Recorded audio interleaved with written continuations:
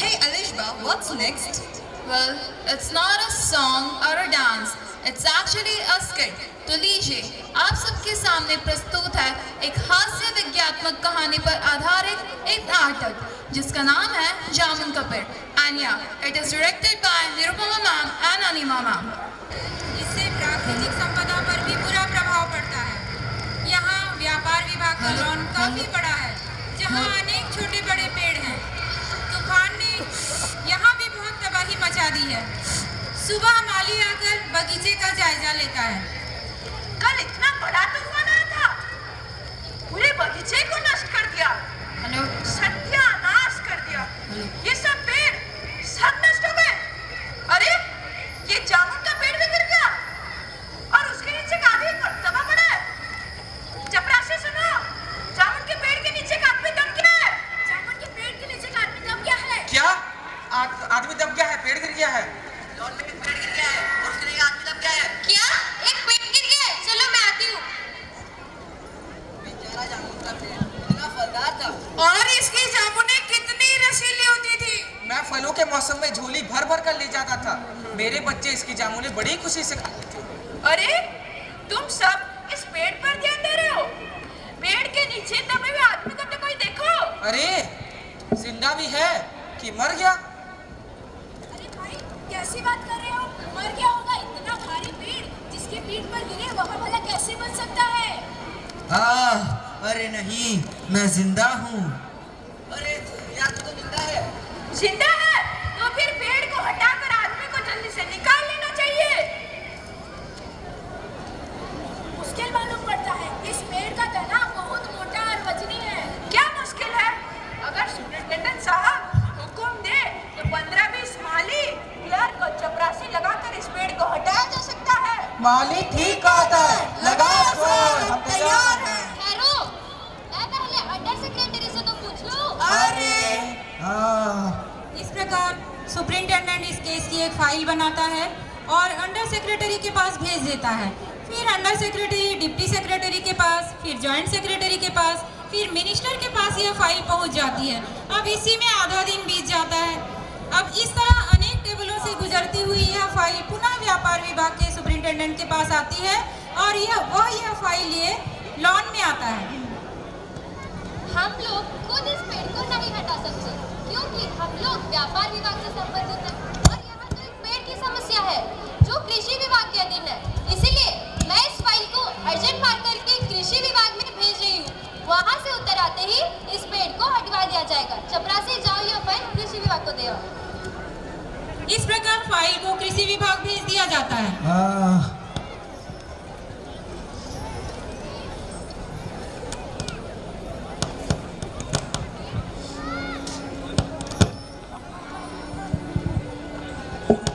Hello पेड़ व्यापार विभाग के लॉन में गिरा है, इसलिए इसे हटवाने या ना हटवाने की जिम्मेदारी व्यापार विभाग पर पड़ती है। कृषि विभाग इसमें कुछ नहीं कर सकता। जाओ यह फाइल व्यापार विभाग में दे आओ।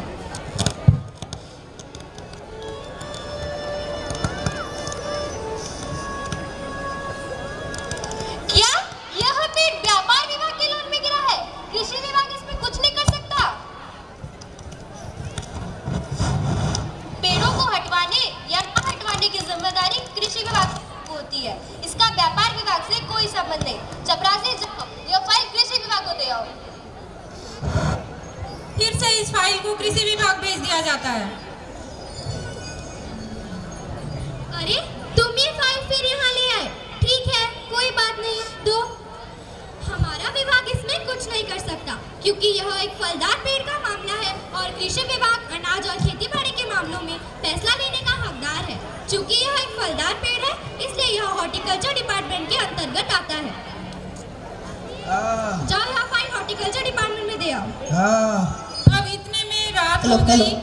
दबे हुए आदमी के चारों ओर पुलिस का पहरा था कि कहीं लोग कानून को अपने हाथ में लेकर पेड़ को खुद ही हटाने की कोशिश न करें। लेकिन माली बड़ा दयालु था, उसे उस आदमी पर दया आ रही थी। पुलिस के इतने पहरों के बावजूद वह दबे हुए आदमी को खाना खिलाने जाता है। क्या मैं इस आदमी को दाल भात खिला सकता हूँ? नहीं नहीं तुम नहीं खिला सकते हो। इसकी सुरक्षा की जिम्मेदारी हमारे ऊपर है। इसे खिलाने दीजिए ना, बेचारा सुबह से भूखा है। मैंने मना किया ना। अरे खिलाने दो ना इसे। माली तुम इसे खिला सकते हो।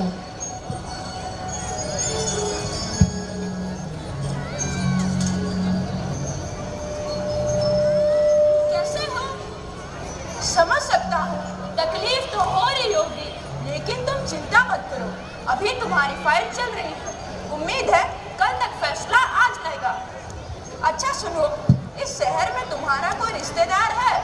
अगर है तो मुझे उनका पता बता दो, मैं उन्हें खबर देने की कोशिश करूँगा। नहीं, यहाँ मेरा कोई नहीं, मैं लावारिस हूँ। बेचारा आदमी।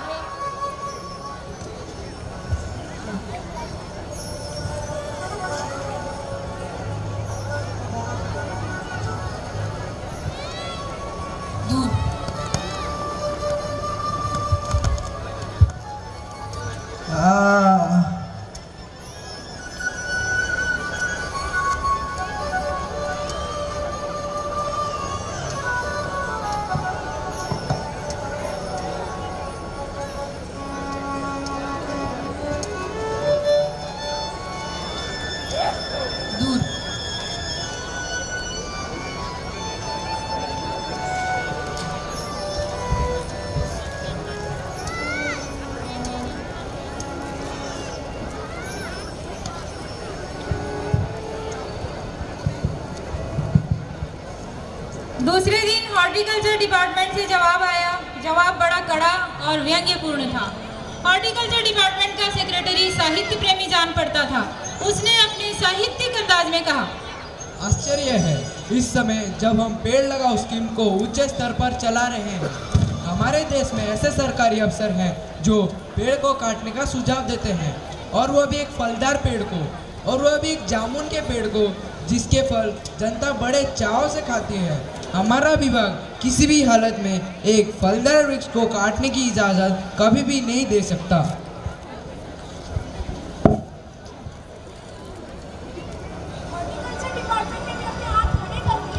फिर अब क्या किया जाए? अरे करना क्या है? अब अगर इस पेड़ को काटा नहीं जा सकता तो इस आदमी को ही काटकर बाहर निकाल लेना चाहिए।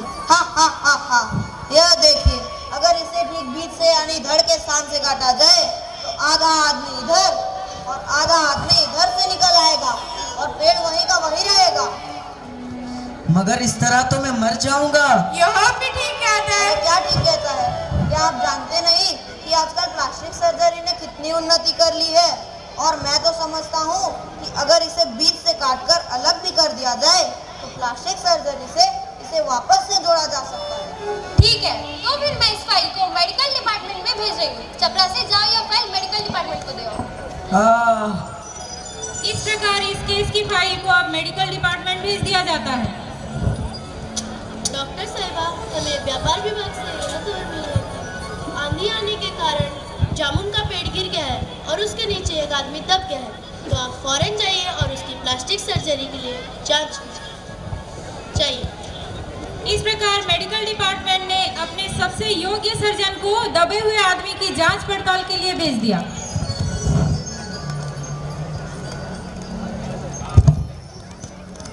बच्चा, तो इन सारी परिस्थितियों को देखते हुए मैं यह फैसला लेती हूँ कि इस आदमी की प्लास्टिक सर्जरी तो हो सकती है और ऑपरेशन सफल भी हो जाएगा, पर बेचारा आदमी मर जाएगा। भाई क्या?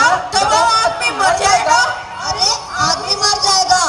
प्लास्टिक सर्जरी से आदमी मर जाएगा तो फिर इस फैसले को भी रद्द किया जाता है।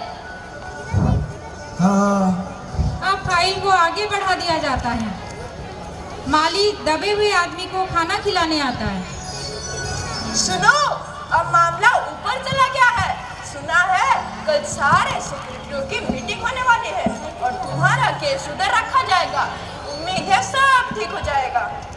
ये तो माना कि तगाफुल ना करोगे, लेकिन खाक हो जाएंगे हम तुमको खबर होने तक। हैं? क्या तुम शायर हो? जी हाँ। अरे दबाव आदमी तो शायर है। क्या दबाव आदमी शायर है? दबाव आदमी शायर है। अरे दबाव आदमी शायर है। थोड़ी ही देर में सेक्रेटरिएट में यह अफवाह फैल गई कि दबा हुआ आदमी शायर है। इसकी चर्चा पूरे शहर में फैल गई और लॉन भांति भांति के कवियों से भर गया। कवि सम्मेलन का सा वातावरण उत्पन्न हो गया। कुछ लोग आकर उसे अपनी कविता सुनाने लगे और कुछ लोग उस पर आलोचना करने को मजबूर करने लगे। चूंकि दवाबाद में शायर है तो इसका संबंध ना ही मेडिकल डिपार्टमेंट से है, ना ही एग्रीकल्चर डिपार्टमेंट से है, ना ही हॉर्टिकल्चर डिपार्टमेंट से है, बल्कि इसका संबंध कल्चरल डिपार्टमेंट से है। इसीलिए मैं इस फाइल को कल्चरल डिपार्टमेंट में भेज रही हूँ। चपरासी जाओ ये फाइल कल्चरल डिपार्टमेंट को दे आओ। अब यह फाइल कल्चरल डिपार्टमेंट को भेज दिया जाता है।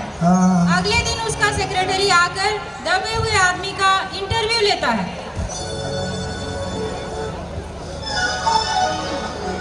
क्या तुम कवि हो? जी हाँ। किस उपनाम से शोभित हो? ओस। ओस? क्या तुम वही ओस हो जिसका गद्य संग्रह ओस के फूल अभी हाल ही में प्रकाशित हुआ है? जी हाँ। क्या तुम हमारी अकादमी के मेंबर हो? नहीं। आशिया बड़ा कवि ओस के फूल का लेखक और हमारी अकादमी का मेंबर नहीं। उफ, यह कैसे भूलोगे हमसे? इतना बड़ा कवि और कैसी अंधेरी गुमनामी में दबा पड़ा है बेचारा। अंधेरी गुमनामी में नहीं, इस पेड़ के नीचे दबा हूँ। कृपया मुझे इस पेड़ के नीचे से निकालिए। रुको, अभी बंदोबस्त करती हूँ। सेक्रेटरी चला जाता है। अब अगले दिन बड़ी खुशी से भागा भागा लॉन में आता है। अरे मुबारक हो, मिठाई खिलाओ। हमारी अकादमी ने तुम्हें अपना मेंबर चुन लिया है। यह लो चुनाव पत्र। लेकिन तुम मुझे इस पेड़ के नीचे से तो निकालो। हम नहीं कर सकते। हम जो कर सकते थे वो हमने कर दिया। बल्कि हम यहाँ तक कर सकते हैं कि अगर तुम मर जाओ तो हम तुम्हारी बीवी को वजीफा भी दिला सकते हैं। अरे अभी मैं जीवित हूँ, मुझे जिंदा ही रखो। यही तो मुसीबत है कि हमारा विभाग सिर्फ कल्चर से संबंधित है और यहाँ एक पेड़ काटने का मामला है जो आड़ी कुल्हाड़ी से होता है, कलमदवाद से नहीं। इसलिए हमने फॉरेस्ट डिपार्टमेंट को लिखा है और अर्जेंट लिखा है।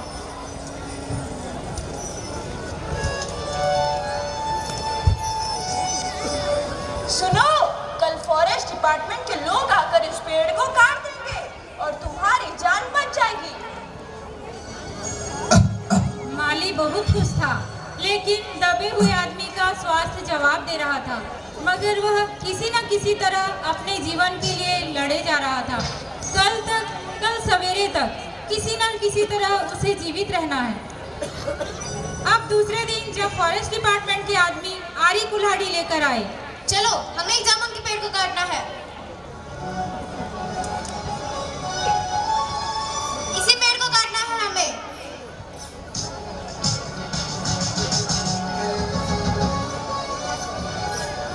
ठहरो, इस पेड़ को मत काटो।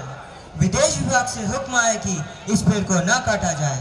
कारण यह है कि 10 साल पहले पिटोनिया के प्रधानमंत्री ने इस पेड़ को सेक्रेटेरिएट के लॉन में लगाया था और अब अगर इस पेड़ को काटा गया तो इस बात का काफी अंदेशा है कि पिटोनिया सरकार के साथ हमारे संबंध सदा के लिए बिगड़ जाए। मगर ये एक आदमी की जान का सवाल है।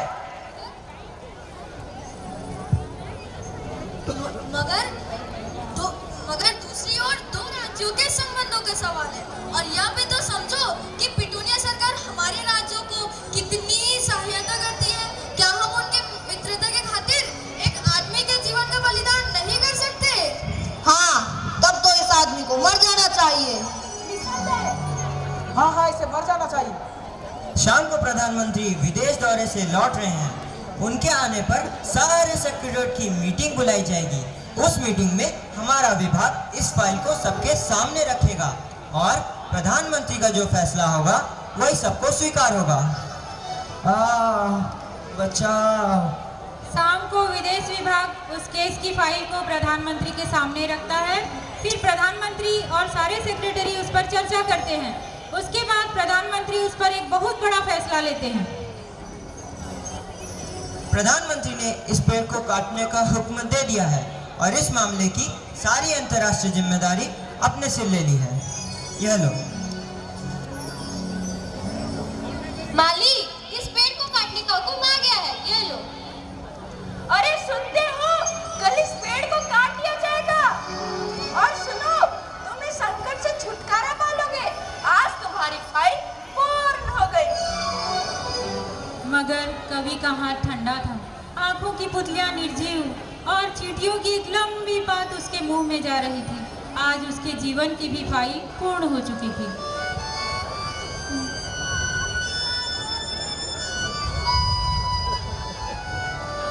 इस प्रकार आपने देखा कि यदि कुछ विभाग अपनी जिम्मेदारियों को एक दूसरे पर थोपे और अपने काम में अनावश्यक देरी करें तो आम आदमी को कितनी परेशानियों का सामना करना पड़ सकता है और इसके कितने भयंकर परिणाम हो सकते हैं। धन्यवाद।